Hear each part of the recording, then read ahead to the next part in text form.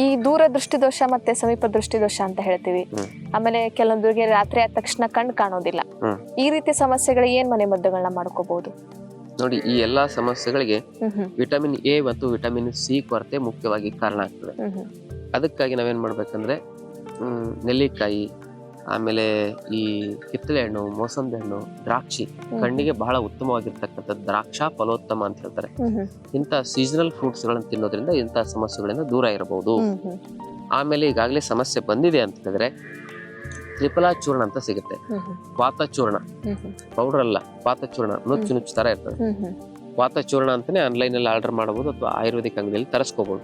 1 ಚಮಚ 2 ಲೋಟ ನೀರಲ್ಲಿ ಕುದಿಸಿ ಅದು ಕುದ್ದು 1 ಲೋಟ ಕಿಳಿಬೇಕು. ಆಮೇಲೆ ಅದನ್ನ ಸೋಸ್ಕೊಂಡು 5 ಕಪ್ ಸಿಗ್ತವೆ. ಆ 5 ಕಪ್ ನಲ್ಲಿ ಆ ಕಷಾಯ ಹಾಕಿ ಕಣ್ಣು ಮಿಟಕ್ಸೋದು. ಇದರಿಂದ ದೂರದೃಷ್ಟಿ ಮತ್ತು ಸಮೀಪ ದೃಷ್ಟಿ ದೋಷದ ಸಮಸ್ಯೆಗಳು, ಇರುಳು ಕುರುಡುತನಕ್ಕೆ ಅದ್ಭುತ ಪರಿಹಾರ ಸಿಗ್ತದೆ.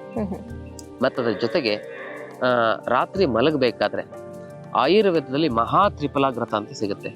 ಆ ಮಹಾ ತ್ರಿಫಲಾಗ್ರತವನ್ನ 2 ರಿಂದ 3 ಹನಿ 2 ಕಣ್ಣಿಗೆ ಹಾಕಿ ಮಲ್ಕೊಳ್ಳೋದ್ರಿಂದ ಆ ಒಂದು ದೂರದೃಷ್ಟಿ ದೋಷ, ಸಮೀಪ ದೃಷ್ಟಿ ದೋಷ, ಇರುಳು ಕುರುಡುತನದ ಸಮಸ್ಯೆಗಳಿಗೆ ನಾವು ಪರಿಹಾರವನ್ನ ಕಂಡುಕೊಳ್ಬಹುದು.